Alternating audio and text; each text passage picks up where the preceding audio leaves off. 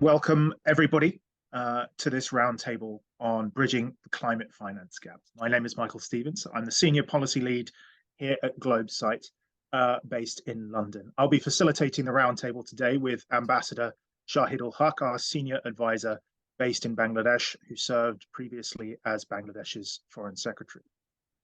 For those not familiar with us here at GS, we're a Dubai-based strategy firm that focuses on advisory and advocacy, and we work with leading institutions across the world to scale impact, particularly with a focus on the Global South. So thank you for joining us today. We'd like to get started as soon as possible. We've got a lot of good speakers and we want to make time for them. So with just 2 weeks to go before COP28, we're asking all of the guests on the panel here, how can we bridge the climate finance gap? And how more private capital can be mobilized or perhaps made more accessible to countries in the Global South.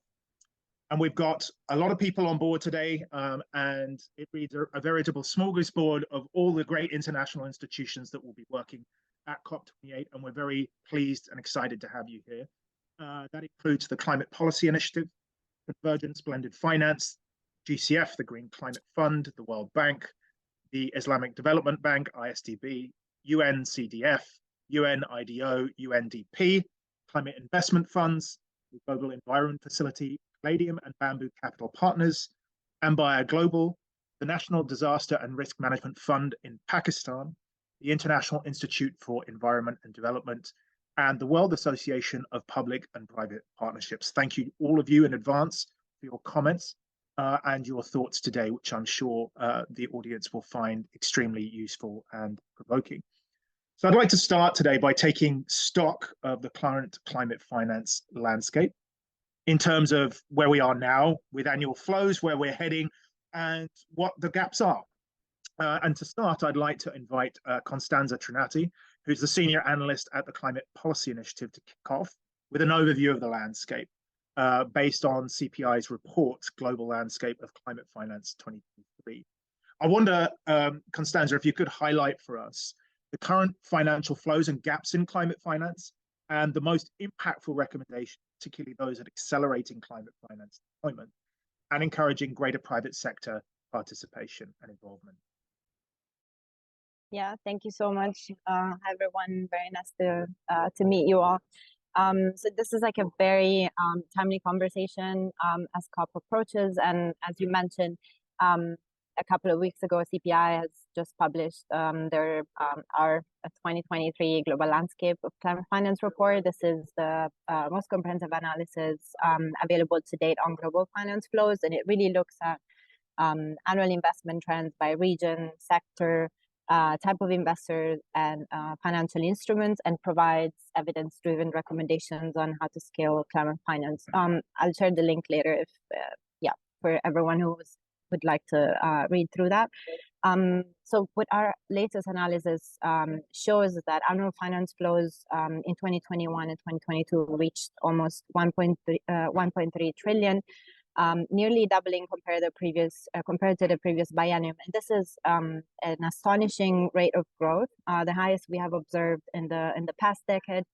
However, unfortunately, while this is certainly great news, the reality is that one, climate finance gaps remain huge, and then two, growth has been really uneven, with some regions and sectors being consistently left behind.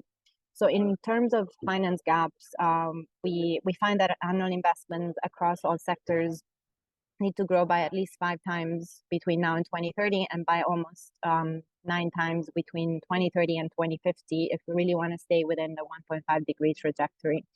And these definitely sound like high investment numbers until we actually realize that comparable amount of money go every year to military spending or fossil fuel direct and indirect subsidies, just to mention a few comparable expenditure.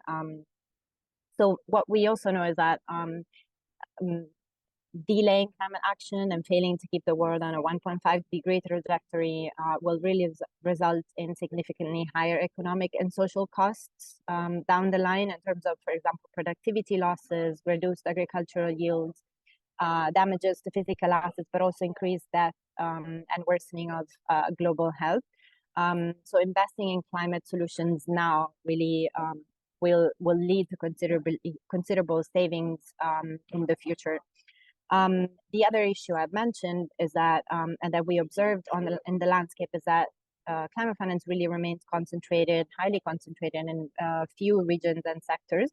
Just to mention a few numbers from the report, like mitigation finance attracts, mitigation solutions attract more than 90% of total climate finance, leaving adaptation far behind.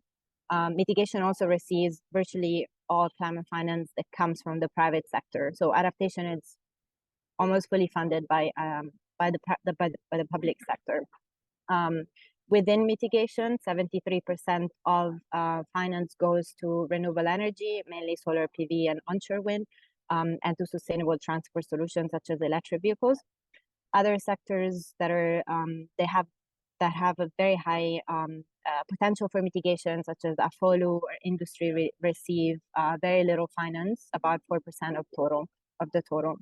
As I mentioned, also finance remains geographically concentrated. 84% of flows are directed to East Asia and Pacific, mainly China, Western Europe, and the US and Canada. And least developed countries, which are really the most vulnerable to the impacts of climate change, only receive 2% of the total.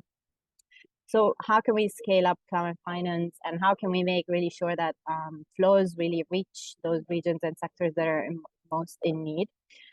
We do make a few suggestions in the report. So just to give you a quick overview of those. First, transforming the financial system across both public and private finance. We know that a reform of public international finance institutions is already underway, and these institutions are uniquely positioned to take on more risk, channel innovative finance, and leverage concessional finance. From the private sector side, strengthening net zero integrity will be crucial. We saw an increase in private sector net zero commitments, but these are yet to be clearly translating into meaningful changes in private capital flows allocation towards more climate solutions and away from harmful activities. Second, bridging climate and development needs. We know that climate change and development agendas are strongly interconnected and can deliver co-benefits for nature, public health, energy security, water security, and among others.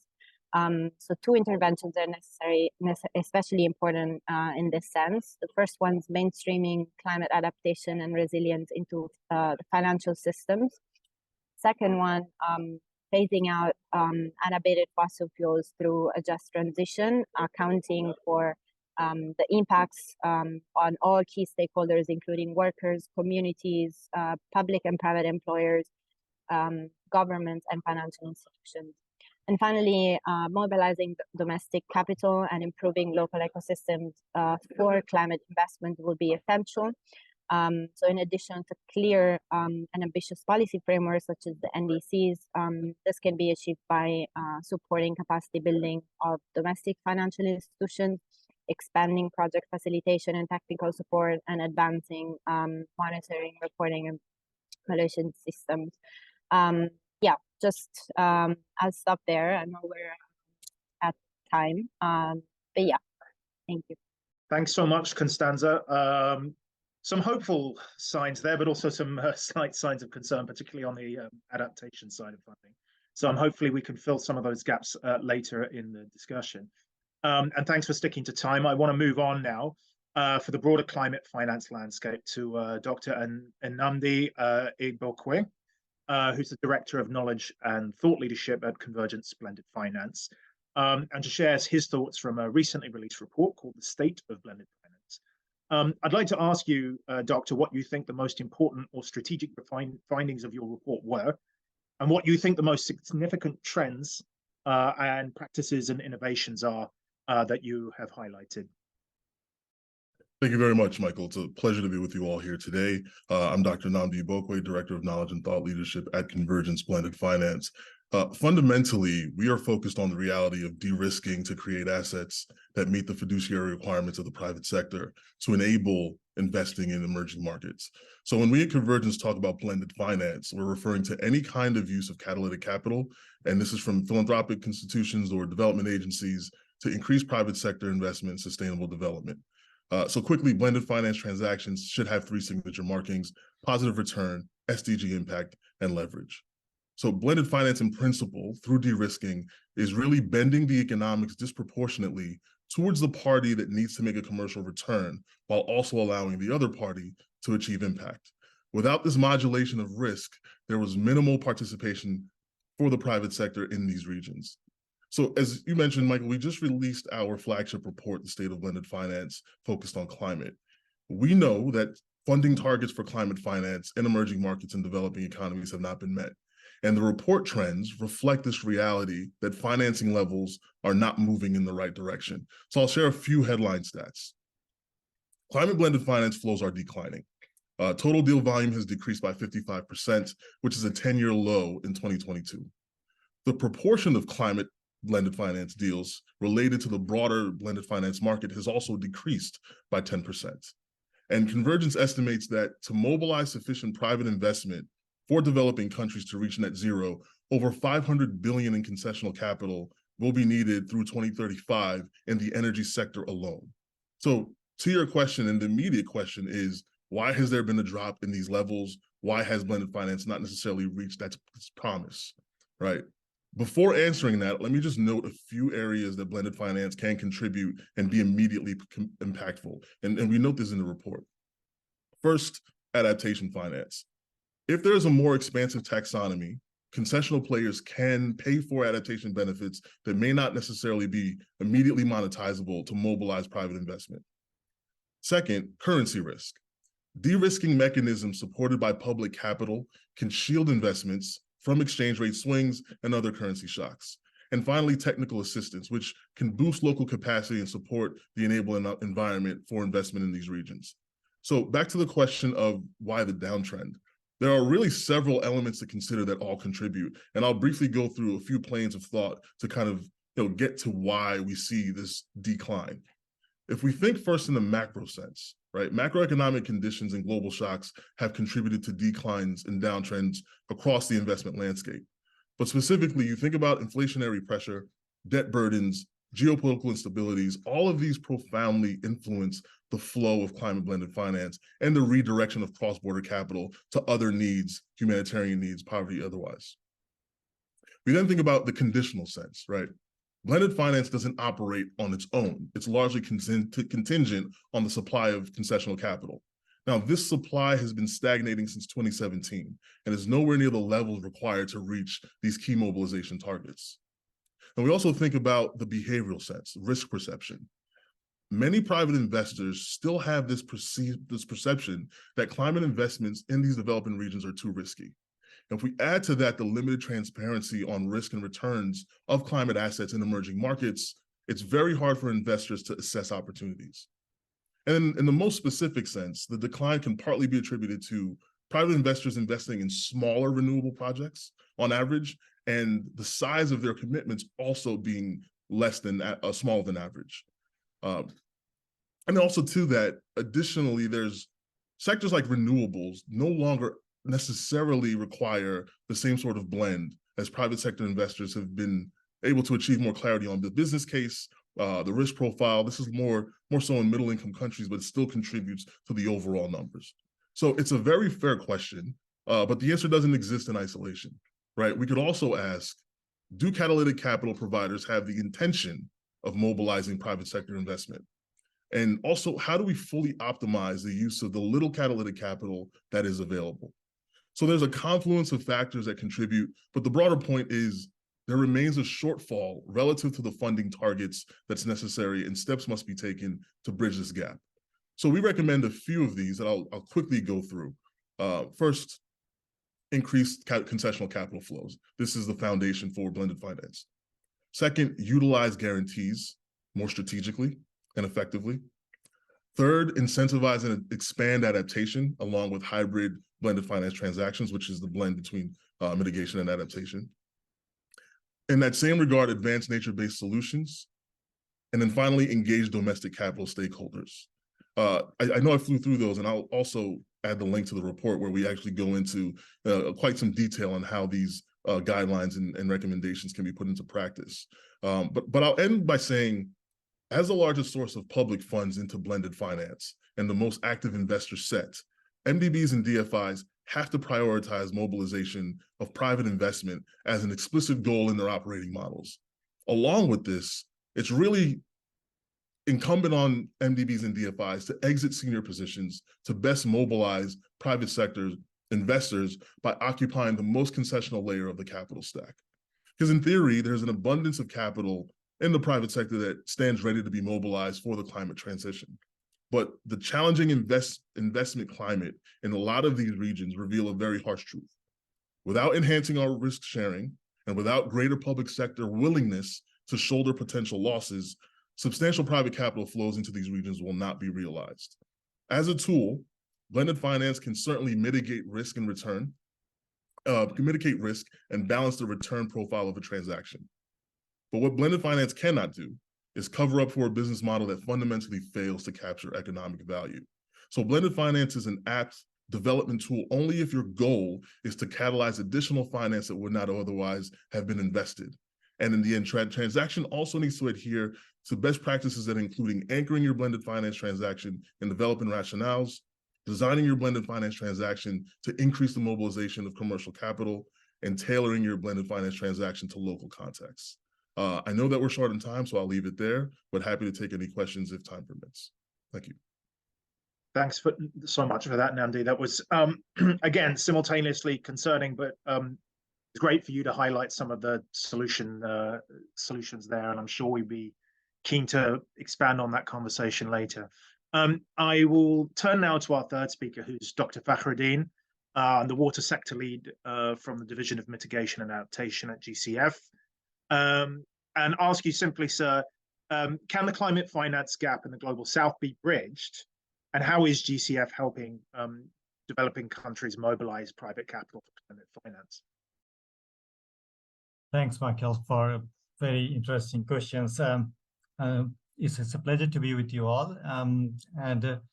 As you maybe know, that GCF is one of the largest climate financing, or maybe the biggest climate financing in the globe, and which play a quite critical role in mobilizing catalytic support to the country to enhancing or creating an impact on climate change, adaptation, as well as mitigation side. In terms of bridging the gaps between the Global South or Global North, I would say actually one of the biggest challenge in the market, especially to attract the private sector, which my previous speaker already mentioned, and also how actually you can utilize those kind of blended financing, or creating a culture how actually that you could utilize all sort of financial instrument that could be utilized with the best fitting approach. If you look at all the finance are actually available in the market and the risk-taking appetite, you may see actually GCF quite unique in that place, sitting on the middle, where we have a high risk appetite, as well as we have all sort of financial instrument that could be utilized by engaging the private sector, engaging the national banks, engaging local entrepreneur or any other entities, to using equity, guarantor, concessional, highly concessional loans, as well as seed support or readiness support, as well as grant as an instrument. But obviously we need to look at actually where and how those kind of actually fit, and how that could be bring an optimization to creating an impact, and which is actually not available to other MDBs or other financer who is actually available in the market. And that's where actually GCF could create a greater impact to bringing the private sector as well as other partner to enhancing, mobilizing the finance for the climate change.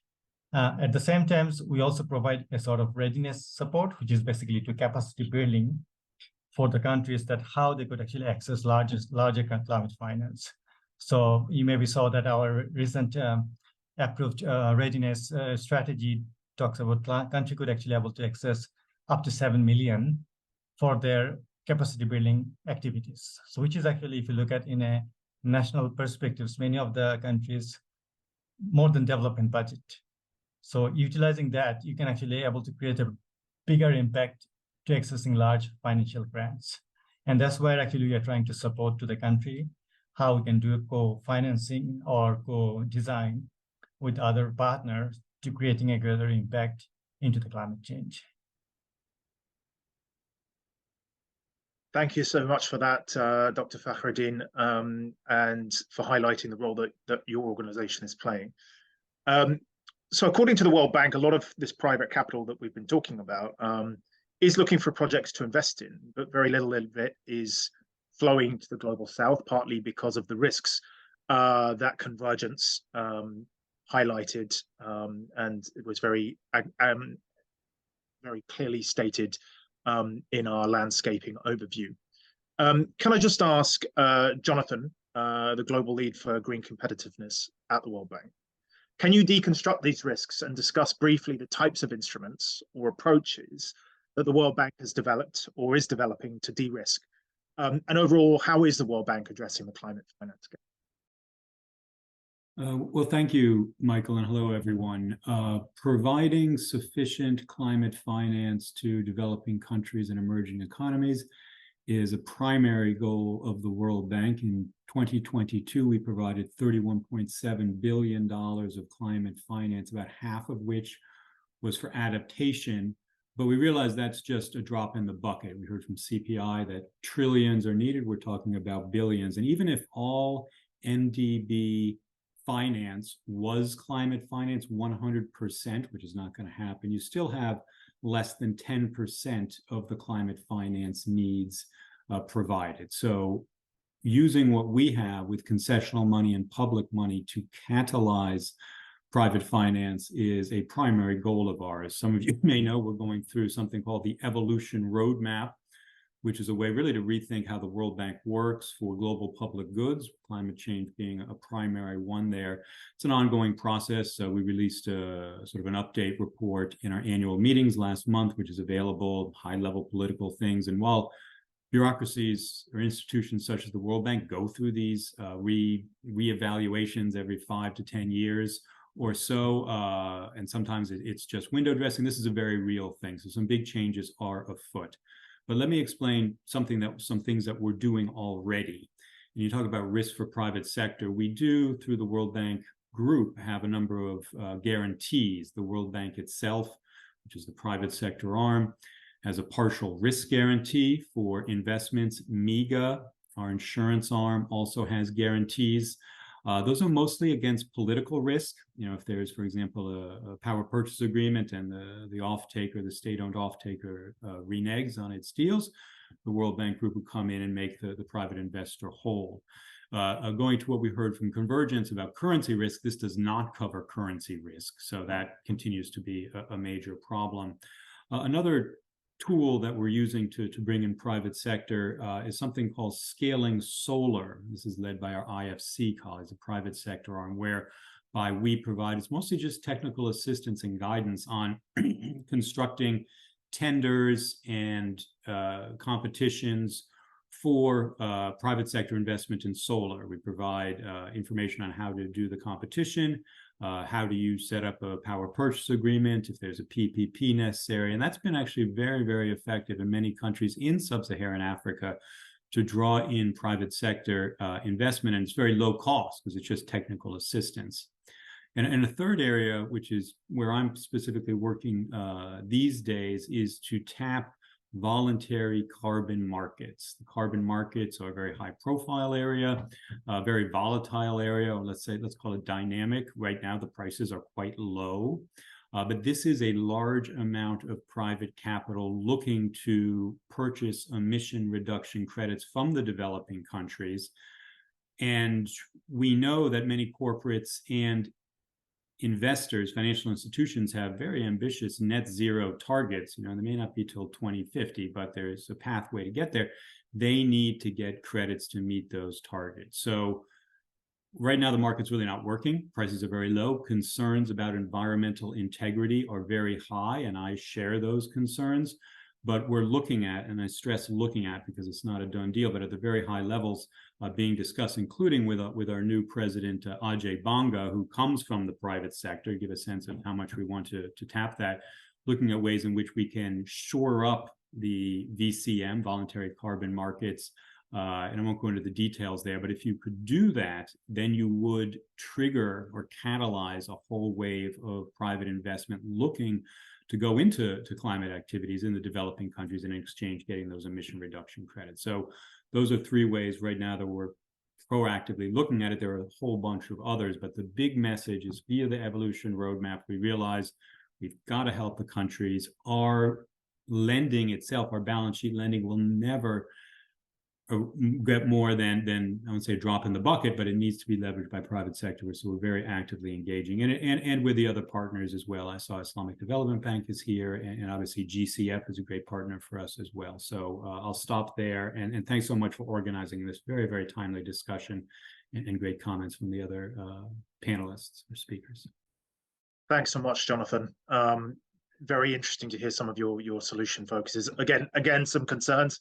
I think there's a theme coming through all the speakers here that there are several problems that we need to be collectively thinking about. And indeed, along the lines of concerns and risks, UN Capital Development Fund has identified several obstacles to infrastructure investment in developing countries. And I'd like to ask Abhisheik Dhawan, who's the Sustainable Finance and Partnership Specialist at UNCDF, to discuss some of the most significant obstacles in the way and to explain how these might be being addressed through blended finance capital market, and whether that's going to infrastructure projects, including climate insurance-linked resilient infrastructure finance. So floor is yours, Abhisheik. Thank you very much, Michael, and thank you, colleagues, for your comments. Let me start by talking about how we are looking at this problem, and just speak about a specific area of infrastructure where we have been working with a few stakeholders to try and find a more systemic solution to not just bridge climate finance gap, but also find ways to embed climate resiliency into infrastructure.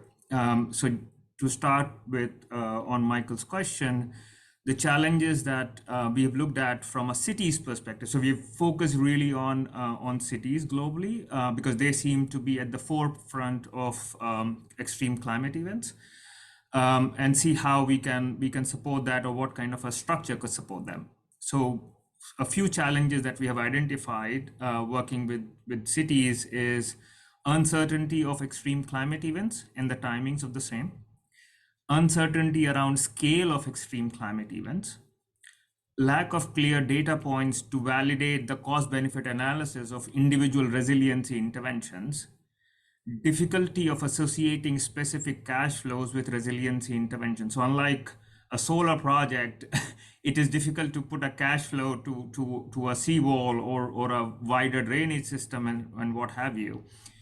The higher cost of resiliency, especially keeping in mind the overall lack of financing for infrastructure in emerging market contexts, which makes it difficult for decision makers who have sort of shorter time frames to look at results and to justify long-term systemic approaches to investing in resiliency. So as I mentioned earlier, we've put together a voluntary working group of stakeholders that comprises of insurers, investors, pension funds, aid agencies, engineering firms, and insurance consulting firms for the last 3 years to look at how blended finance can address this challenge around cities, where cities need liquidity when they face extreme climate events, and then incentivize them to provide to invest in resiliency.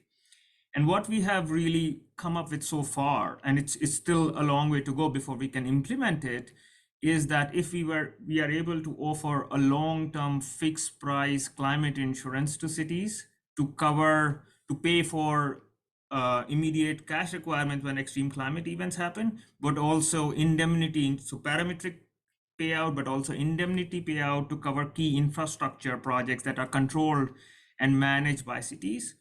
Also provide a linked financing facility with commitments from and clearly outlined infrastructure projects that are focused on resiliency or that address or reduce the risk for the city from climate events for which they are buying insurance for. Then we can have a solution and provide them incentives, because as we have designed this structure, the insurance premiums and the financing costs both adjust lower when the city is able to demonstrate that the resiliency projects are up and running. So essentially what we are trying to do with this approach is to try and put, for lack of a better word, a price to resiliency, or a price to physical climate risk. And that's what we are trying to aim for with this project. I can talk about some of the other blended finance approaches that UNCDF is trying to solve in partnership with partners like UNDP, who's also on this panel, where we are looking at some clean energy solutions around infrastructure investments, where UNCDF can use its mandate to provide concessional loans or take more risk and provide blended finance products. But I'll stop there, and thank you very much to the organizers for having me here. Thanks so much, Abhisheik. I think there's a very clear theme running here about de-risking and increasing appetite for investors through that process, which we should be exploring a bit later on, I think. I'd like to move on to the CIF, Climate Investment Funds, who are one of the world's largest multilateral funds, helping climate countries mitigate and adapt to climate change by raising the concessional finance that we've been talking about. And I'd like to come to Kouassi as the lead for the Climate Resilience Program. I'd like to ask you, Kouassi, can you describe your approach to de-risking and mobilizing private capital? Exactly what we've been talking about in the last couple of discussions, and discuss initiatives that can help developing economies increase their share of private. Thank you very much, Michael. Can you hear me? Thank you. Thank you very much. I think that's very important questions, and to be safe, since the last 15 years, I've been kind of a far front of kind of bringing private sector and for climate finance. As you know, the Climate Investment Fund is the leading multilateral climate finance partnership that channels constitutional finance through 6 multilateral development banks. The World Bank Group, including IFC, African Development Bank, Asian Development Bank, the European Development Bank, and Inter-American Development Bank. It's a 11.5 billion climate investment right now, established in 2008. It was one of the largest and most ambitious multilateral climate finance mechanisms for developing countries, seeking to shift low carbon and climate resilient development and accelerate climate action. We have 2 main channels of funding. The Clean Technology Fund that provides large-scale financial resources for investing in clean technology projects in low and in middle-income countries. They contribute to the demonstration, deployment, and transfer of low-carbon technology with significant potential for reducing long-term greenhouse emission. And the second fund is the Strategic Climate Funds of the SCF that provides financing for piloting innovative approaches of scaling up activities aimed at specific climate change challenge or sectoral responses. And we have kind of different funds, our resilience program, our forestry program, and our nature program under these funds. In terms of mobilizing private capital, I mean, we all know that fast-growing developing countries need trillions of dollars of additional investment to achieve low-carbon climate resilience economy. The private sector is critical to mobilizing the financial volume needed to help developing countries move forward to our local carbon economy. Abhisheik, by providing highly competitive financing, CIF reduces the risks for investors, thereby lowering barriers to piloting new climate technologies and scaling up proven solutions.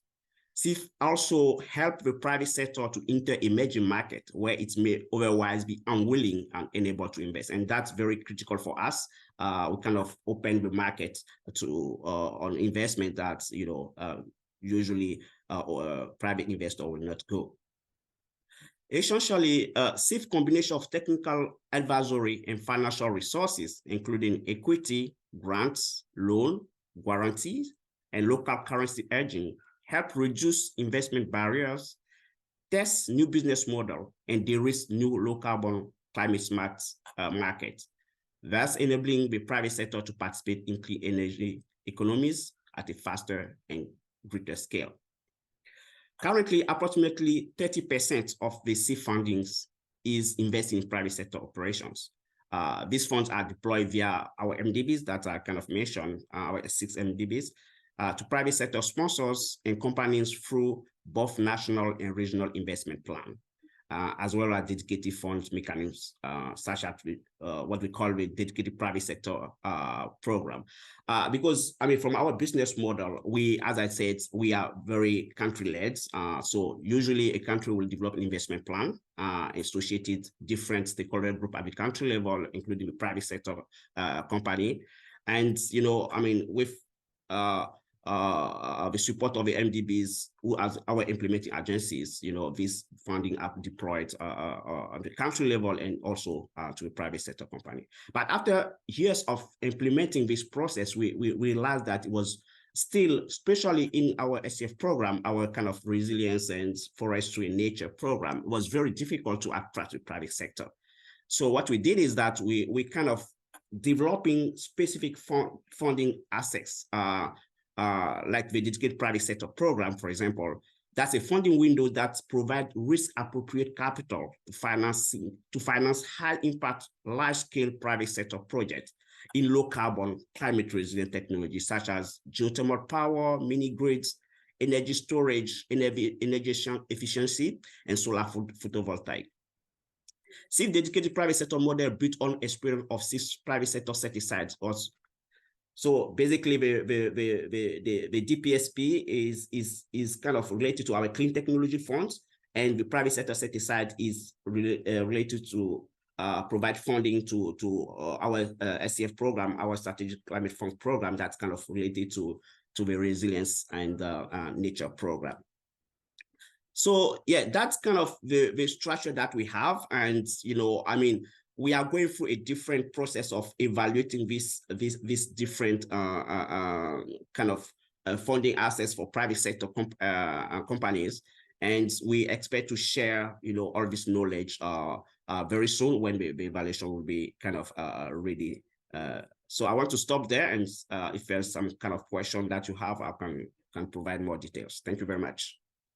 Thank you so much for giving the CIF point of view. And I would say to everybody watching, please do submit your questions. We've got a really great group of people here, some of the world's leading experts in the field, who would be happy to answer your questions online through the Q&A function. So please do make use of that facility. So I'd just like to move on now to the Global Environment Facility and ask Jason Spenceley, who's the Senior Climate Change Specialist there.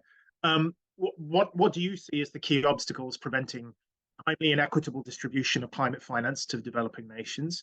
And how might we be able to overcome these obstacles? And how can the private sector be incentivized to invest more, particularly in adaptation efforts in these poor and vulnerable countries? Michael, thank you, and greetings to everyone. Kudos. Look, you really have pulled together quite a group of people here. Very impressive.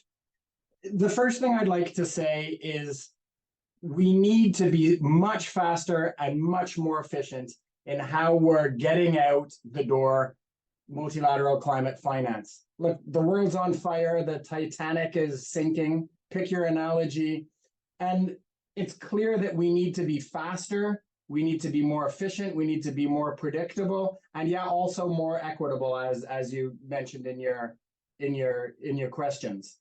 So how what are the elements of how we need to continue to improve in this area? First is coherence and complementarity among the sources of multilateral finance, and it's great that GCF, the CIFs, the GEF are all on here. We are moving in this direction. You'll see all four of us, by the way, together in a pavilion in a couple of weeks in COP. There's a long-term vision of coherence and complementarity among us, but we need to go much deeper. We need to get traction on implementing this long-term vision. We need to understand our relative strengths and limitations. And I've worked across the GCF, the GEF, and the Adaptation Fund on the inside, and I can say there really are things that we do better or worse across us. We need to be true to those and really work on our strengths so we can get funds out the door quicker. Second, yeah, we need to streamline our procedures and our requirements, make them more consistent when it makes sense to do that, and move to improving the speed. But those tweaking the procedures, that's going to be incremental growth. We also have to look at ways we can exponentially be faster. Look at new business models, results-based payments, moving from a two-step process, which is the case with most of the multilateral funds, to one, for example, which can really reduce times and others. Another dimension that we're very serious about at the GEF is predictability. All these developed countries funds know that they can get in GEF 8 in the current 4-year period, $20 million from the GEF. They know it. It's there. It's kind of like akin to a paycheck. Some other multilateral funds operate on sort of a winning the lottery model. It's but at a larger scale. So this is the complementarity piece. Predictability is key, so countries can plan how they can access the funds.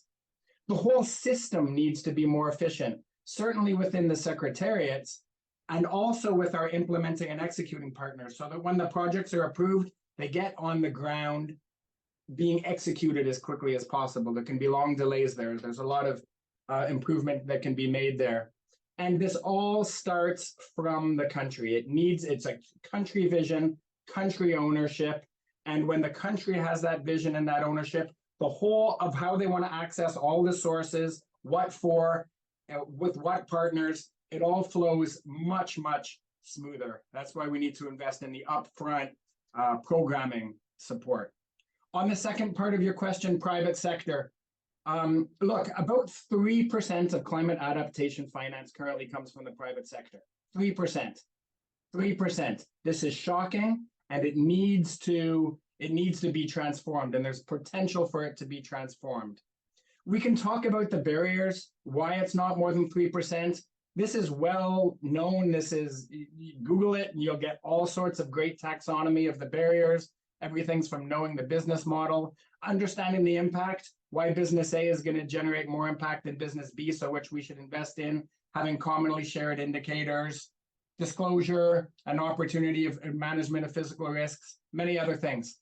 But we need to, even more exciting, I think, and more strategic, is to look at what works.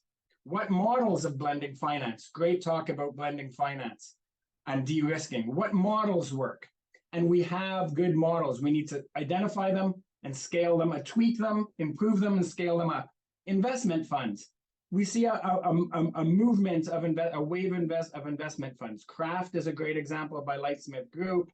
It's capitalized at $190 million now. The GEF put in $1 million at the very beginning, high risk, blended finance. ASAP program, Landscape Resilience Fund. Chanel put in $25 million as an anchor investor. Catalyst Fund, powered by BFA Global in the fintech industry. Lots there. Accessible green banking, microfinance for localized but large-scale transformation, helping small-scale producers transition to climate resilience, nature positive. Insurance, SME incubation. And but we need to learn much faster and much more effectively about what's working. We're really glad to be launching with UNIDO. I see UNIDO on the call, Patrick, in a new initiative on learning in key areas about scaling up private sector and innovation for adaptation. We'll be launching that at the COP. Thank you for the great questions and this great discussion. Over. Thanks, Jason. That was pretty frank and helpful. And I'd just like to say thanks to all the speakers. You've been providing solutions as well as problems, and that's actually a rare thing on a roundtable. So pat on the back, and keep answering those Q&As that we've got quite a few flowing into all of you now So please do feel free to answer the questions as they come in. Well, from that 3% of private capital, we have Palladium and Florian Kemmerich, who's the managing director of Capital Advisory. So could I ask you briefly, Florian, Palladium's investment in climate mitigation and adaptation projects, and could you explain, a little bit about the value trend that you see in climate investment, and also your assessment of the landscape? Is there more capital looking for sound projects, or is it the opposite? Yeah, it's a very good question. Thank you for the invitation here. I mean, we have different angles we look at the solution. One is it from the work we do on the ground, like the partnership with forests, throughout Palladium, where we're trying to focus on certain specific solutions. We're also looking at from an infrastructure point of view to see how to actually develop pipeline of investable projects so that they're not only reliant on carbon credits, but really there's actually a business behind. And then on top of that, it's also we're trying to close the gap between the projects and the off-takers, for example, so that we can actually corporations get in and we can scale those. So that's more on the ground on the work we're doing. Then we're looking at specifically some of the work on the fund side we do, especially with Bamboo Capital, our asset management arm, where we have a fund on the agri sector, specifically smaller farmers, looking at how to support these companies to be more climate resilient, especially on the food security side. We have also some work being looked at from a blended finance perspective, and then we have several blended finance vehicles we manage, but also we're looking at specifically on sustainable forestry and the use of forests in the Amazon, also to try to get a product off the ground. That's so that we can actually leverage catalytic capital and get private investors in.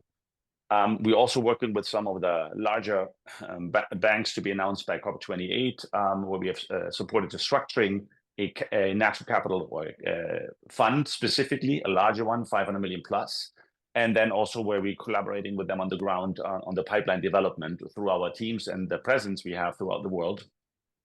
All of them looks nice, but again, as you're saying, the time is running out. We have to be faster. And then also it is very often the problem we see is to speak the same language. When you have the developers or when you have the catalytic capital coming in, and with the multilaterals we're collaborating with, and with large organizations, it's not the same language a financial investor would speak, and far away from the mainstream financial markets, because mainstream financial markets have the difficulty actually to how to measure the risk on the ground, because blended finance structures specifically are not plain vanilla structures for an investor to invest in. Very often these are too small for mainstream for investors. So the question is how to further mitigate. Then the question is, what is the role actually of, for example, governments of catalytic capital coming in? Or what's the role actually on top from a risk and insurance point of view, actually to support financial investors from the mainstream to come in and then being actually able to invest in these projects. So there are many questions to where we are really between the, let's say, the development side and the pipeline number of teams, and then the private side. And this is specifically, of course, where I sit in here in the capital advisory side, is how to actually engage with private investors to make those projects investable and to provide the links to adjust the risk reward return. And in today's world, as we have, of course, now the money of this being more expensive after a long period of time where interest rates were very low, that is not necessarily helpful, especially on the equity side, because equity investors cannot read the market. So we see actually the tension between the willingness wanting to invest in climate, in the large amounts, but then the question is, how much is the risk reward return? What's the appetite? And then, of course, the current market turbulences, which makes investors nervous because you cannot see how things actually look next year. Yeah, and of course, in an equity investment, you will look into 3, 5, or even 10 years down the road, which makes it more difficult. So in the same sense, I'm just sharing a little bit some of the pain points we have, even though we have the solutions, because blended finance is not new, and blended finance usually uses elements in a fund which are all proven it works. We also see the development of the projects in a positive way, but then when the rubber hits the road, when you want to bring the private capital together with these projects on the ground, that is not necessarily easy. So I hope I'm trying to convey a little bit of the work we're doing here, the space we're in, but we are very bullish on it. We have a lot of efforts going on through our teams throughout the world. And also we're trying from a financial side, also trying to crack the nut on blended finance, on vehicles to make it actually really investable. Thanks for that, Florian. And I think you've answered a few of the questions that came up from earlier in the call, and it's great to hear that you're bullish, actually, and that you're in a hurry. I mean, you're in a hurry. Being bullish and in a hurry is usually good, and it means that risk appetites are a little lower than they might otherwise be. So everyone, phone Florian if you want investment. I'd like to move on now, and I'd like to hand over to my co-host, Ambassador Shahidul Haq, who will take over for segment 2 of the discussion. Thank you, Shahidul. Thank you, Mike. I'm Shahidul. I'm associated with the Globe site. So far, we have been listening to exciting interventions by the distinguished participants on the broader sort of a canvas related to this particular issue. At this stage, please allow me to come back and focus on the country level where most of the things actually happened. And we are very pleased that we have Mr. Belal Anwar, who is the Chief Executive Officer of one of the largest kind of a fund in Pakistan, known as National Disaster and Risk Management Fund. Belal, I have sort of 2 issues that you may wish to share your thoughts with us. First is what is the major barrier that you see in Pakistan in terms of accessing climate finance? That's one. The second one is that apart from using blended financing, which we have been hearing today a lot, both upside and downside of it, how there are other initiatives that could be explored to access more private capital for a country like Pakistan. Over to you, Belal. Well, thank you very much, Shahid. Thank you. And congratulations to both you and Michael for bringing us together, an excellent group of panelists here. And it's really pleasing to see some of the familiar faces after a while. So it's really, and as everyone else actually already expressed, that it's a very timely discussion which we are having. Now, as you rightly said, NDRMF, National Disaster Risk Management Fund, it is the largest fund in Pakistan, and the mandate of the fund is basically invest into disaster risk reduction, resilience building, climate action, adaptation, and a number of other areas as well.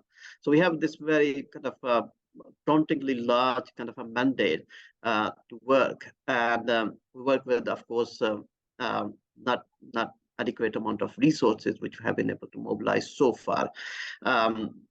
It still kind of graduate us to be the largest fund, but when we look into our balance sheet, we don't really have a lot of funding, but most of the funding which we have mobilized has not been actually falling into the concessional financing window. So that's really kind of sad and shocking. Now, before actually coming to responding to your question, Shahid, it was really nice to hear from global players, all the funds, GCF, CIF, and others as well. And I think what is being commonly and collectively being recognized is a couple of things. One is, of course, the financing is not really flowing. And one thing is the adequacy of the finance. The other thing is the flow of the finance. And I think the both ends need to be addressed. And it's good that this is being recognized by the global funds, but that recognition has been there for quite some time. And I think the missing link is that we haven't really moved forward in terms of kind of unplugging the blockages and then mobilizing the finance and some of the innovative instruments, innovative financing elements which you have been talking for last few years, not really being put into practice. Now, as you said, I mean, we are facing challenges that Pakistan have kind of a unique set of challenges when it comes to the climate change. But when it comes to the mobilization of the financing, I don't think we have any kind of a uniqueness into it. Our challenges are very similar as compared to many of the other countries around the world, especially the countries in South Asia, Southeast Asia, and Africa. I've been working in Africa and other parts of the world, and I see this kind of a similarity between the challenges which we are facing and the other countries are facing as well. So to some extent, I was hearing very carefully actually some of the earlier colleagues who mentioned that, especially when I was talking about the capital, private capital, there is availability of the private capital, and the capital is actually trying to find some good bankable, viable project activities. To some extent, it is actually true. But then I think this is a very kind of oversimplistic way of looking at the things, because it's not really, it doesn't really matter that, okay, if there is the money available and there is an opportunity to invest that, and the money automatically starts flowing into that corner or that kind of an area of the window. So there's a lot of kind of a middle points in between. And those middle points actually involve undertaking a lot of kind of feasibility studies and the assessment work, the evaluation work, and that makes a project actually implementable and the bankable. And in many of the cases, actually, a lot of this work has been undertaken in Pakistan, and a number of project ideas has actually evolved from the ground. But then they don't really fit into those criterias of the investment criterias or the profitability criterias of those investments. And it doesn't really fall into the private capital, but actually very similar kind of challenges are being faced when it comes to the climate finance and the channels of the climate finance as well, because every fund has its own set of investment criteria. It becomes increasingly difficult to actually take every single box and then have a very quantified kind of amount of work to back it up to that box. So I think that's where the capacity challenge actually come into the picture as well. Now, the other thing is the national institution, of course, they don't have that kind of capacity, they don't have the resources, and they've not been able to come up with those kind of the projects which are really deserving projects, and with a very little kind of incremental effort, those projects can actually qualify and can graduate the investment criteria either from concessional finance or from private financing sources as well. So I think the middle point, the missing point, which is need to be plugged, is this kind of readiness support and the financing which needed to be made available to these countries through the different institutions, so they can actually undertake that kind of a work, and they can make those projects investment ready and finance ready. And I think this has been a very particular challenge, and DRMF is actually taking whatever work we can take from our meager resources, and we're trying to plug that kind of a capacity gaps at different levels. But it's a hell of a job to be done, and we are actually facing quite a number of challenges on that front. Now, and similarly, there are other kind of a number of challenges which other colleagues have already identified.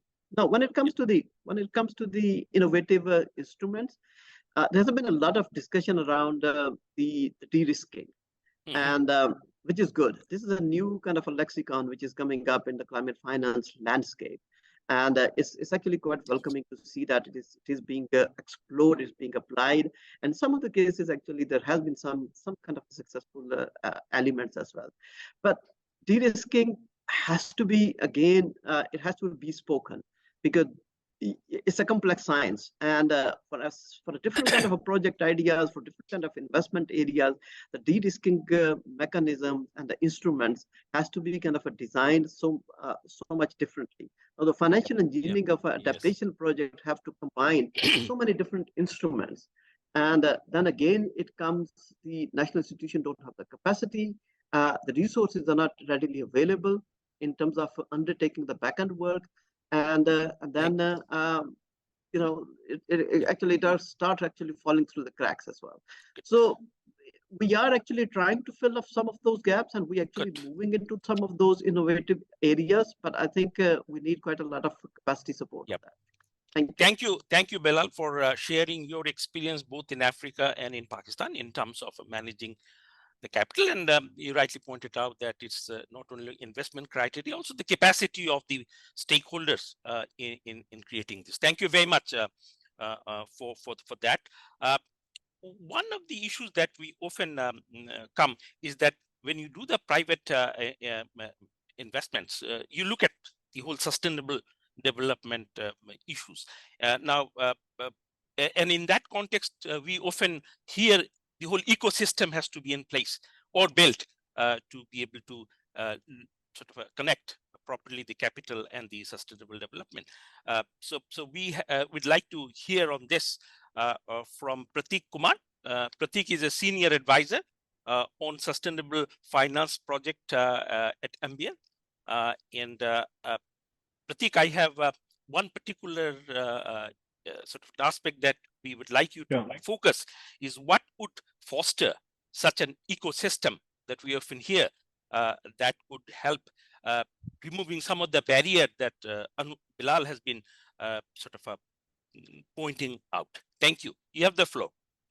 Thanks, Shahidul. It's great to be part of this conversation. And I think AMBAC Global has been working on sustainable finance taxonomy development projects around the world with Climate Bond Initiative. And I think that's one tool that can be really useful to kind of foster this ecosystem and provide clear definitions on criteria and thresholds on what projects or activities or assets can be actually green, sustainable, or climate friendly. And sustainable finance taxonomies, like from the Climate Bond Initiative's EU taxonomy development, actually has bolstered across the world, and we have been involved in LATAM, South America, Africa, and there's many countries that have been looking at sustainable finance taxonomy development, both at the national level and at the regional level. And it has been used as a tool to scale up sustainable finance, particularly. And the applications include debt issuance, financing, project development, and it's also been a basis for policy development, to strengthen their NDCs, for example. The policymakers use it as a tool for that. And it's also been used as a signal to reduce transition risk. And also the banks and financial institutions have been using this as a structure to structure financial instruments like bonds, credits, asset-backed securities, and the rest. So based on the users, there are multiple applications for sustainable finance taxonomies around the world. And for example, investors can use it to identify opportunities that comply with sustainability criteria for high impact investments. And the financial regulators, as I mentioned before, help use the taxonomies to green their financial sector. And also the policymakers can use it to identify underinvestment and bridge the funding gap in particular sectors. So considering all this, taxonomy development has been an important tool for nations and regional entities to kind of start. But what we have seen in the past couple of years, yes, EU taxonomy and multiple taxonomy development has happened. There has been significant implementation challenges too. So we have been looking at taxonomy implementation too, because criteria can be really unreferenced, or it can be very difficult for investors to kind of look at the do no significant harm criteria, minimum social safeguard criteria of the taxonomies. And in that context, right now, the current level of taxonomy development, be it in UK, be it in Australia, be it in Canada, the focus has been on 4 principles: usability, interoperability, so that the references are more based on international standards and proxies, and also credibility, so that the qualitative and the quantitative criteria are clearly referenced and have clear guidance, so that the investors can actually use them. And also looking at prioritization, so that the objectives for each of the sustainable finance taxonomies is relevant to the national context or the regional context. And that's something that's been the current trend in taxonomy development. But one thing which is very important is also to kind of ensure there's a capacity building and there's awareness, which our previous speaker also mentioned, at the lower levels, at the SME levels, where the taxonomies can be used to promote microfinance, and especially at the bank level. The banks use taxonomies to originate and structure their green banking products. And they need technical capacity building and development on specifically focusing on decarbonization pathways and climate related technical information, so that it makes it easier for them to leverage taxonomies to kind of structure their green financial products and boost efficiency of green lending and funding operations. And this ties up to what the G20 Sustainable Finance Roadmap and the working group also kind of initiated, is that for the global south to kind of to leverage these such of frameworks, taxonomy frameworks, or the new IASB, IFRS S1 standards as a disclosure framework, capacity building and awareness at the financial sectoral level is important, so that these frameworks and standards can be leveraged to boost private investment within the ecosystem. So it was great to be part of this discussion, and love to hear more from the speakers.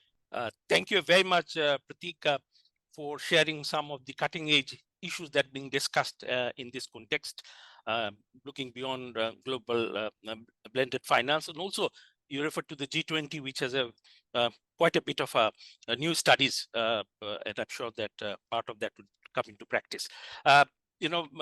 We often go back to the research board to see how the new ideas could be evolved. And at this stage, I have a very distinguished person with us from the IIED, the International Institute for Environment and Development,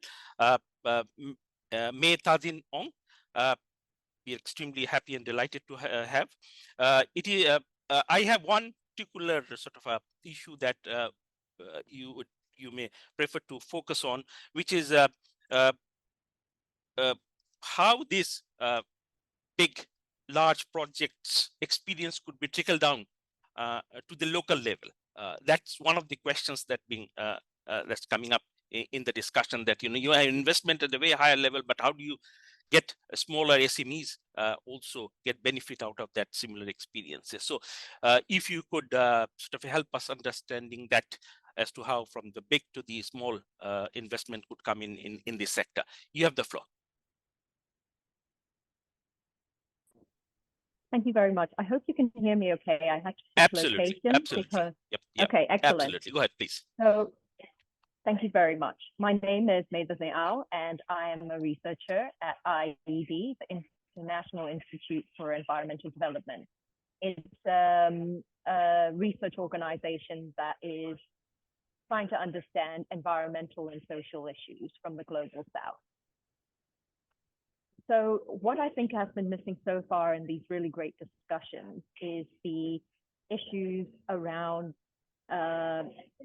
impacts that communities at the front lines of climate change face.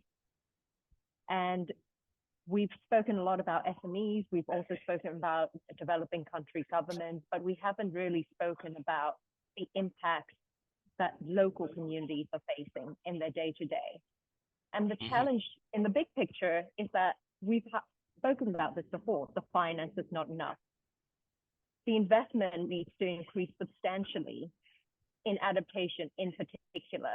But the problem is that the smallest amounts are reaching the most vulnerable countries. The LDCs and SIDS are getting minuscule amounts of finance for adaptation. And local actors, IIED's research estimates less than 10% is going to the most local actors, people experiencing the impact of climate change the most. And why is this happening? There's a severe lack of political will and very low risk-taking behavior, particularly to adaptation. There's a lack of trust in developing country governments to do things. Oh, you need more capacity. You need to set up infrastructure and systems. We are ready. I'm from a developing country myself. I'm from Myanmar. Our countries are ready.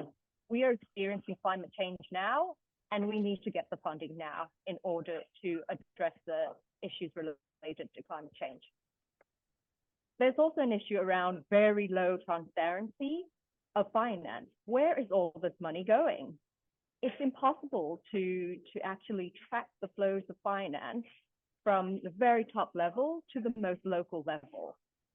What we have right now is OECD data, which is voluntary, which is reporting from the countries that provide the finance. That is not enough accountability. We, as developing country governments, as actors, need to see that the commitments at the global level are actually being met. We need gracious systems of transparency and accountability. So how do we make sure that there is an enabling environment? So Jason mentioned earlier that we need to change procedural issues. That is a very slow and incremental change, but we do need to change them. There are too many conditions on accessing finance. We have to deal with reporting criteria, onerous reporting criteria. massive procedural hurdles that we have to jump through, enormous due diligence reporting criteria. Those all need to be streamlined so that the access to finance can be easily and readily accessible by developing country governments as well as local actors. We need bolder political will, we need greater funding, and we need greater risk-taking behavior.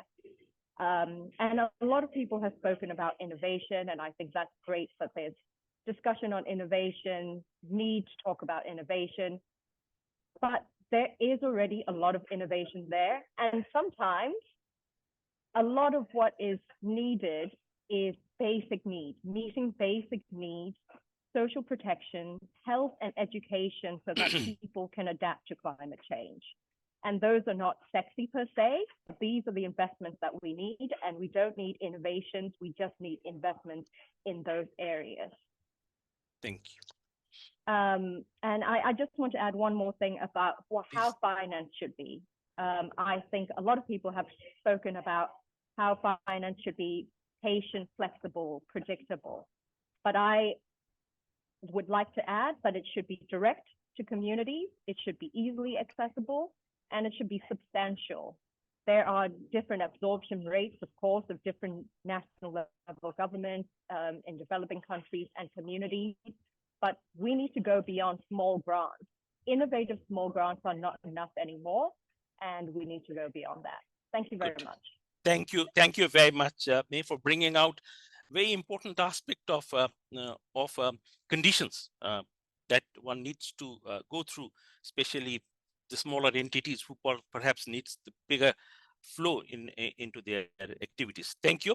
One of the critical aspect is to connect the investors with the climate projects, very critical.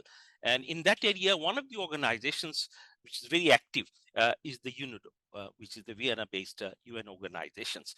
And from there, we have with us Patrick Nushamar, and is responsible for the SDG, Innovation and Economic Transformation and Innovation Finance Fund at the UNIDO. I have one particular, I have two questions actually with to sort of ask you to focus on. One is that, what is the UNIDO's special approach which differentiate from the other similar organization in terms of creating this linkage between the climate finance and the rest of it? The other is that we know that you have a very successful kind of a network, private financing advisory network. We would like to hear from you how that's performing and how it can help further enhancing its impact. You have the floor, sir. Thank you very much, Mr. Chair, and good afternoon, good morning, everyone. Very happy to be part of this discussion. Glad to be here. So, given the mandate of UNIDO, we do have a particular focus on private sector development, and the role within the discussion that we're having during this roundtable is essentially to catalyze investment and to do that in support to the Sustainable Development Goal, in particular SDG 9, which is around industry and innovation. And we do that aligned with the Paris Agreement so that we can assist the clients that we have in the Global South meeting their climate goals. So our services, which are mostly around technical assistance, are essentially designed and deployed to remove barriers and facilitate investment to create markets, to enable markets. So our work is upstream to the investment, if you will.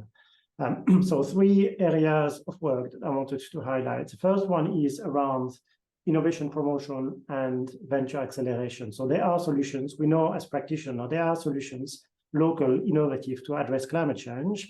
And we do run a number of acceleration programs that allows us to identify those solutions, nurture those solutions, and essentially take them from where they are to the market. So we do that both on mitigation and adaptation. And we provide those ventures to start up with business development support.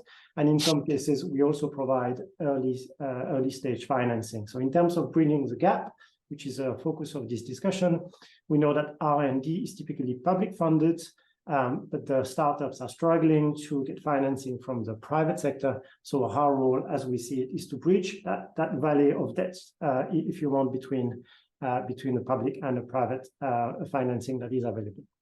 Second, we do a lot of work on pipeline development and investment readiness, and that was your question, Chair.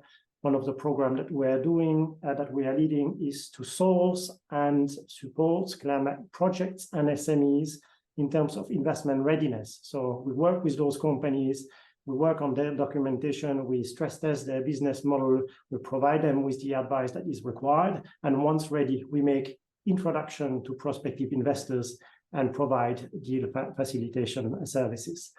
Hundreds of projects and SMEs have raised financing out of our portfolio. Collectively, they have been able to leverage over $3 billion of investment, all of this for climate mitigation and adaptation. I open a parenthesis here, if I may, just to focus on adaptation for a little while. We do see in the market that there is a lack of capacity for all of the SMEs when it comes to climate adaptation. A lot of those companies do good work, good impact, but in some cases are unaware of it. So there is a need for capacity building to work with those companies so that they can make that climate adaptation impact explicit and articulate it so that they qualify for climate adaptation finance. So there we're bridging the gap between the financing, between the money, if you want, and between the investment opportunity. Third, we are working on financing instruments. So we feel that there is a mismatch between the financing that is available and the needs on the ground in terms of size, in terms of type, in terms of risk appetite. So we're dealing with high risk, real or perceived. There is also a mismatch between the large chunks of money that is available and the needs of those SMEs that is around, $500,000, $1 million, $2 million, $5 million.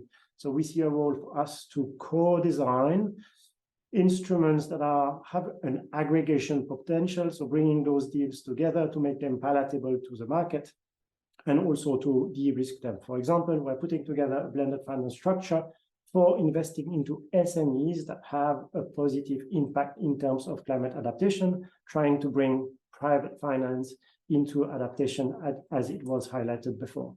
So our role, again, facilitating access to financing for climate impact with a focus on private sector and market mechanism. We commonly do this in partnership, mostly with financial institutions, specialized fund managers to develop and deploy those solutions. We are using what we think is valuable, which is our expertise and on-the-ground experience from touching so many developers, so many companies in frontier markets. We're also leveraging our access to concessional financing from bilateral and multilateral sources to develop a range of targeted services to bridge that climate finance gap for mitigation and adaptation.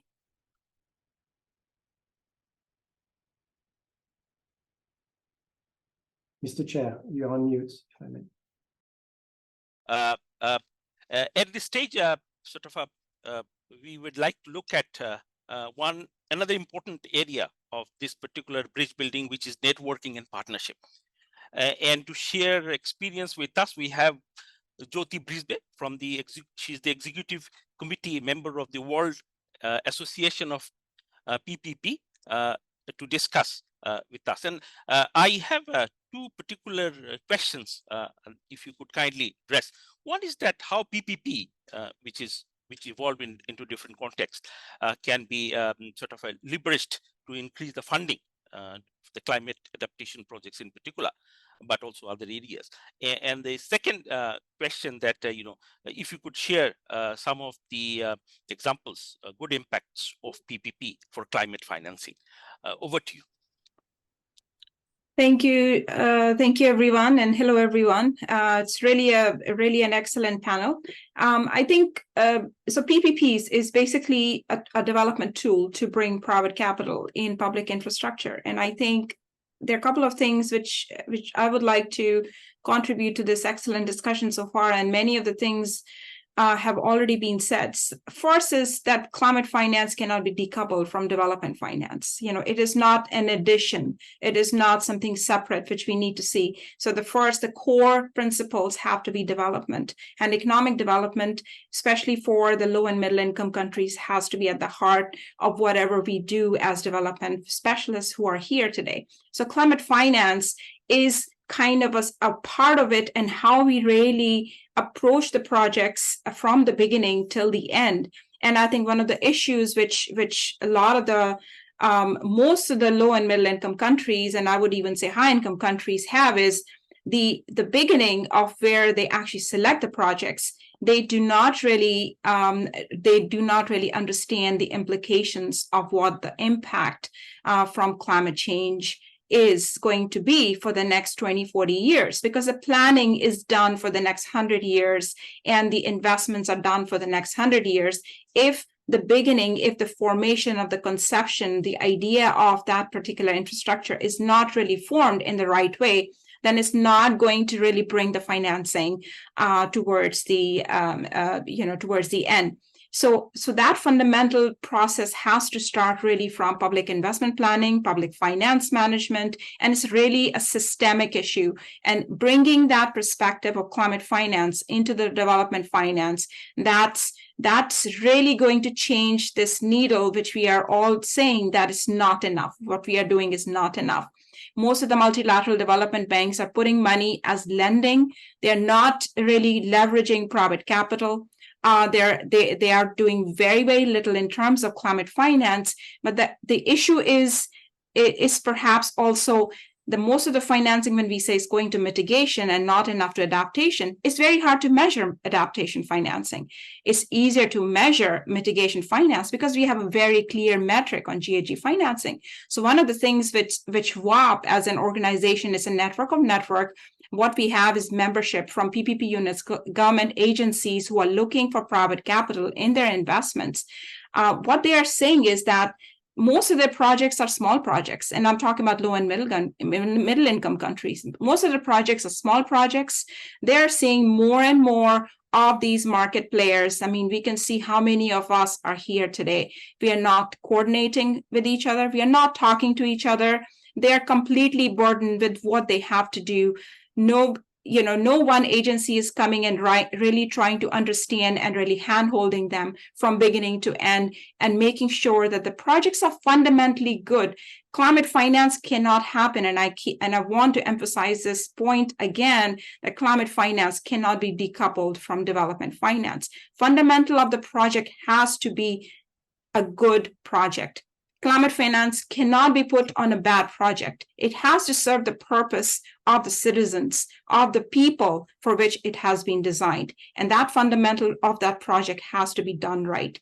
So by focusing, WAP has actually launched a 1 year of discussion on small PPPs, and that's very critical in bringing the discussion to the local level, to the subnational level, to the cities, to the small cities, to the villages, on how we can really mobilize this private capital.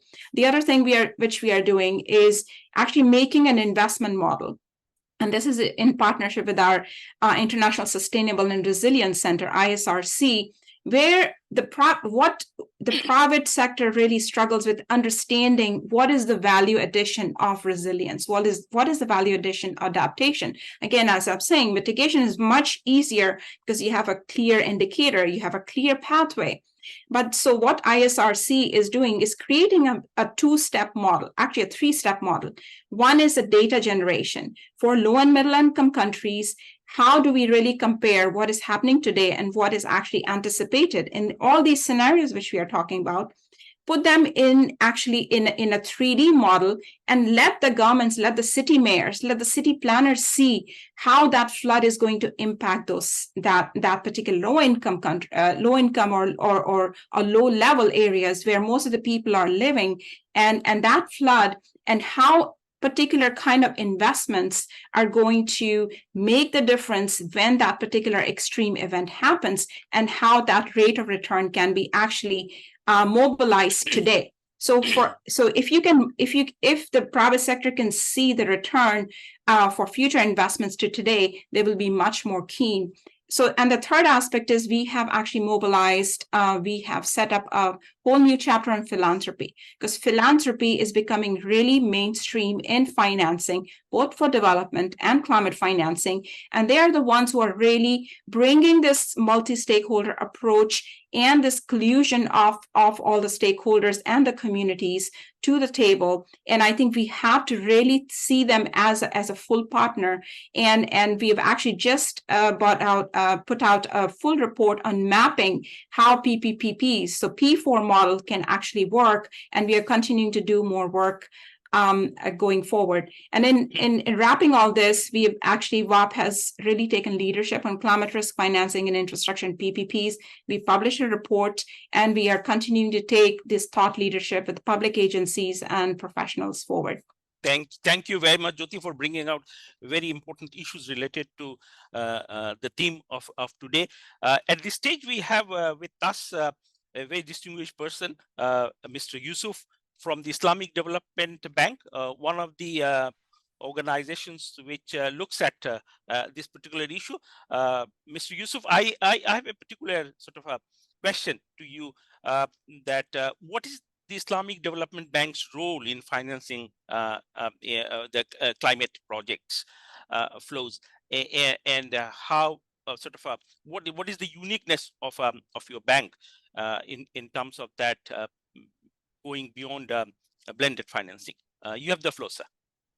Thank you so much, Mr. Chair, and thank you so much for inviting us to be part of this conversation. The interesting thing about being towards the end of a panel discussion is that you get too many ideas from those that have actually spoken before you, and that's the good thing that has happened here today. So the Islamic Development Bank is, for those that do not know, we are actually the largest South-South multilateral development bank in the world. But for today, I'm not going to be speaking up just about the ISDB, but I'm also going to be speaking in our role as the chair of the MDB group on climate. So I will be giving those perspectives basically to also respond to some of the points that colleagues have actually made around what our MDB is doing. Or you guys are not doing enough. You guys are not coordinating. Those are true. And I can tell that there are a whole lot of things that we are putting in place to see that many of those issues that are actually addressed. As far as climate finance is concerned, MDBs are actually one of the largest providers of finance, climate finance in the world. In fact, our report that came out during the World Bank IMF meeting in Marrakesh actually shows that about 100 billion was actually committed to climate finance world over, and 61 billion in low and middle income countries. And out of those, 22 billion actually went specifically to adaptation. That's something that actually surpassed even the target that we have set for ourselves for 2025. We said that by 2025, 50 billion is going to be committed to climate finance. By 2022, we already achieved about 61 billion in low and middle income countries. So this is something that is actually quite encouraging. But as Jonathan rightly mentioned earlier, that this is just a drop in the ocean. So there is still a whole lot more that is needed to be done. We acknowledge that an effort is being made across our respective institutions to actually see ways in which we can actually address this. So what are we doing? What is the ISDB doing? What are MDBs doing as far as climate finance in order to actually get climate finance to where they are needed the most? One is the fact that as of 2020, all MDBs, we've decided to set respective targets in our institutions towards 2025 to have a certain amount of our financing. As colleague rightly mentioned, you cannot separate finance from development finance. Climate finance from development, you cannot. They have to be lumped together because it's actually quite important to look at them from that perspective. And for us as development institutions, we all have committed a significant share of our development finance, contributing to climate finance. And every MDB do have those targets. They are all on our website. From the perspective of the Islamic Development Bank, 35% of our climate finance is going to be addressing climate by 2025. We know this actually it might be low, but for now, it's something that we feel that we've been able to see a lot of transformative impact in some of the countries where we work, particularly at the grassroots level, from the financing that we actually contribute to. And they also contribute to both mitigation and adaptation. To put it in perspective, in 2022, as a bank, out of the share of financing that we provide, 33 was for climate, and out of these, 65% was for adaptation. So that's quite huge for the perspective of our bank. And considering that we're a South-South development bank, so the bulk of our shareholders are from the South, and the need for adaptation is actually quite huge within the context of that. And when you look at it globally, from what MDBs are actually doing, the resources that we provide, the 100 billion that we talked about, they actually help in leveraging resources, whether it's from the private sector, whether it's actually for co-financing. So they actually help to address quite a number of the challenges that colleagues have actually mentioned here today. But I want to go into that because of the time. But one thing again that I think is very important that we collectively are doing as MDBs around upstream engagement. Colleagues have mentioned issues around not having those bankable pipeline of investment. MDBs are actually some of the institutions that actually do engage with countries at a very highest level in shaping and determining the way investment that eventually gets to us are actually prepared. And how we do this is through our country partnership program. At the level of the bank, we have what we call the member country partnership strategy, which is usually done every 4 to 5 years. So this helps to actually ensure that whether it's the NABs of the country, whether it's the NDC of the country, whether it's the LTS of the country, they all fit into the financing that we provide to country. And this is done across MDBs. It's not just ISDB. So we do it across what MDBs actually provide. Another important aspect is the place of capacity. We know that capacity is actually often a challenge, capacity to be able to actually implement climate-related investment. So this is something that we continue to do collectively as MDBs. And we have numerous modalities when it comes to financing. Jonathan mentioned earlier, he talked about guarantee. We have guarantee here at the ISDB as well. We have modalities like even green bonds, green sukuk. Those are things that we all have. I don't want to go into those little elements, but because there are things that we're quite aware of. But one thing that is very important to talk about here, which actually addresses the place of coordination. In fact, part of the call that came from the Sharm el-Sheikh implementation plan last year was around the fact that MDBs must do more. We must continue to do more. And as MDBs, we're currently looking at how can we do more together collectively. And one of the things that we're looking around is around the idea of country platforms. Country platform is the idea that is to be led by the country, where we focus on certain sectors. And collectively as MDBs, not just one MDB, but the group of MDBs that are active in that country, they're able to work together, work on things like shared diagnostic, work like setting standards together, like the way one of the presenters talked about having standards that are different from each other. So those are the sort of things that MDBs are putting together. I'm going to stop there. Hopefully we can have more time in the future to be able to talk about some of this work that we do. Thank you. Absolutely. Thank you very much for that. We have almost reached to the end. We will now go to Mr. Gaurav Gupta. He is from the UNDP, the UN's development arm. Mr. Gupta, we have very specific questions to you. We know that UNDP works in many areas, but how do you see sort of a nature-based solution in this particular bridge building efforts, which can effectively integrate climate finance mechanisms? So that's precise questions. If you could also sort of focus on a little bit of a water security and biodiversity aspects into the nature-based solution, we'll really appreciate. Over to you, sir. Thank you. And I must say this has really been a very rich conversation. It's really a pleasure for me personally and for UNDP to be a part of this conversation. Before I come to a question, I just want to mention one point. We are really facing a triple crisis: this climate crisis, biodiversity crisis, but also this debt crisis. And many countries in the South simply don't have the balance sheet to take more debt for climate mitigation and adaptation. So that's why some of the panelists who very eloquently mentioned the need of de-risking capital.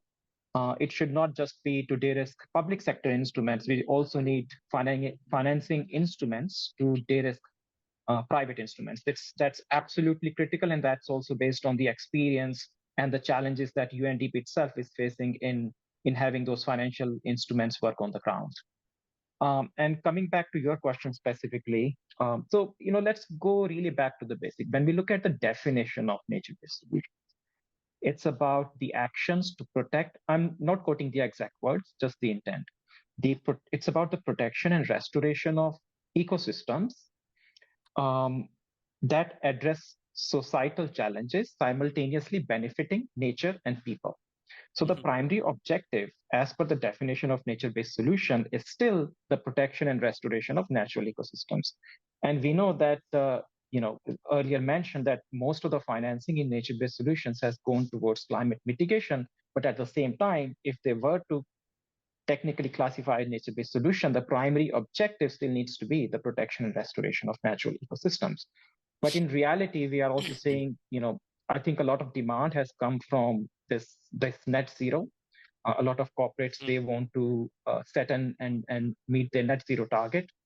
But also over the last 2 years, and this is also rapidly increasing, is the demand for nature positive. Yes, we have seen the science-based target for nature coming up with sector-specific standards on how the corporates will set their nature targets. And also we are seeing increasing interest from corporates to not just focus on net zero, but to focus on nature positive. And what we hope and what we expect that would do is to shift the narrative to also focus on, ecosystem integrity, where the objective of nature-based solution is not just the carbon, but quantified increase in ecosystem integrity. And when you look at it from the perspective of ecosystem integrity, it encapsulates biodiversity as a biodiversity composition. It encapsulates water as ecosystem function and other benefits, ecosystem resilience. So all those elements are automatically incorporated when you are looking at ecosystem integrity as your main objective, with carbon and others as the outcomes. Absolutely. No, thank you very much, Gaurav. With this, I would like to hand over the floor to Mike. Mike, you have the floor. Thanks so much, and really grateful to all of you for sticking this through for 95 minutes. We've reached the end, obviously, and I'd like to just say thank you to each and every one of you for contributing, and there were a lot of interesting insights that came through. I'm not going to go through all of them because we're at time, but as an immediate next step, we'll capture all of your contributions and we'll put a summaries outcome report, and we're going to share it with you by the end of the month. So anybody from the audience that would like that report, please do contact us. Last but not least, I'd like to say thank you on behalf of GlobeSight and myself personally. I've learned a lot from this event for being part of this timely discussion on the eve of COP28. And hopefully many of you will see us in Dubai in 2 weeks' time. So thank you. Goodbye from London, goodbye from Dubai, and goodbye from Shahidul in Bangladesh. See you all soon. Thank you.